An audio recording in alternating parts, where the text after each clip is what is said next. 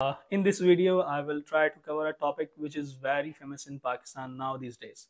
Definitely, it's a ESOL visa. Who can apply for this visa? Well, my name is Adil Hafiz, and I am the immigration advisor for the UK.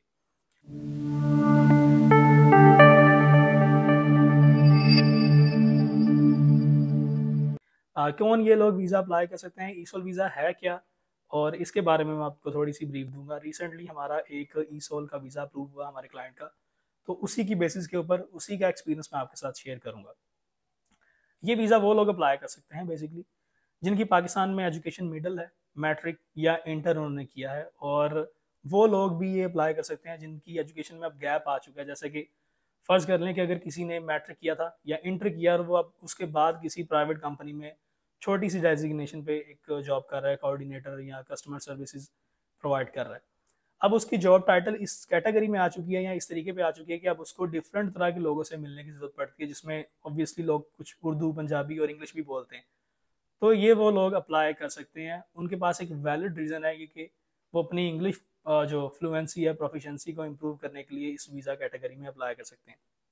जैसा कि अगर कोई applicant जो ऐसा जो मेरी video देख रहा है, अगर उसकी भी यही सेम कंडीशन है, वो अपनी जॉब में अच्छा परफॉर्म नहीं कर पा रहा है, उसके पास ये वैलिड रीज़न है, और अगर उसकी कंपनी उसको ये NOC भी प्रोवाइड करती है कि हमें कोई नो ऑब्जेक्शन कि अगर ये UK में एडमिशन लेता है फॉर 6 और 11 मंथ्स प्रोग्राम अपनी जो पर्सनल प्रोफेशनल ग्रोथ के लिए, तो ये लोग वैसे हैं जिनके पास वेरीफाइबल डॉक्यूमेंटेशन भी आ जाएगी और इनके मैक्सिमम चांसेस हैं कि इनकी वीज़ा एप्लीकेशन सक्सेसफुल भी होगी।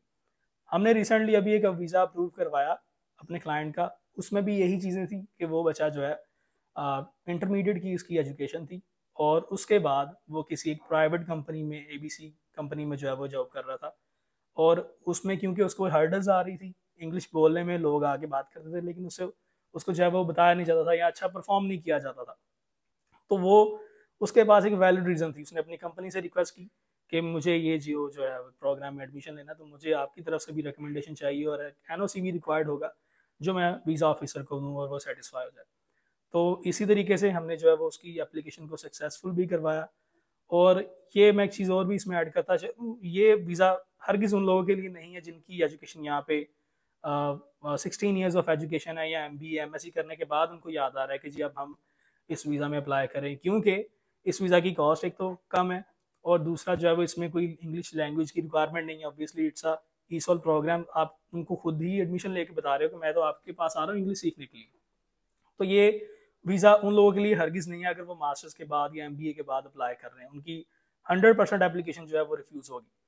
और इसमें एक चीज़ की एडिशन मैं और भी करता चलूँ कि इसमें अगर आपके पास वेरीफाइबल डॉक्यूमेंट्स नहीं है, कोई ऐसी चीज़ें जो आप फेक अटैच कर रहे हैं या कोई ऐसे NOC बनवा लेते हैं जिसकी कोई मतलब कोई ऐसी प्रूफ नहीं है आपके पास कि वो वेरीफाई हो सके, तो वो भी आपका एप्लीकेशन रिफ्यूज़ होगा क्योंकि वीज़ा ऑफिसर उसमें सेटिस्फाई नहीं रहेगा।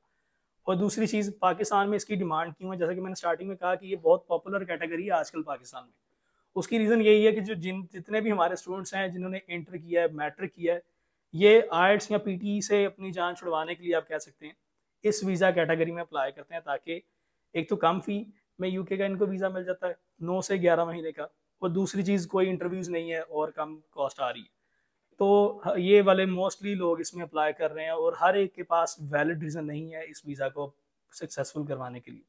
तो मेक श्योर करें कि अगर आपने ये वीडियो देखी है, अगर आप इस चीज़ों में फॉल करते हैं जिनके पास एक वैलिड रीज़न है, तो वो लोग इसको 100% जो है वो करें और उनकी जो है वो एप्लीकेशन भी सक्सेसफुल रहेगी।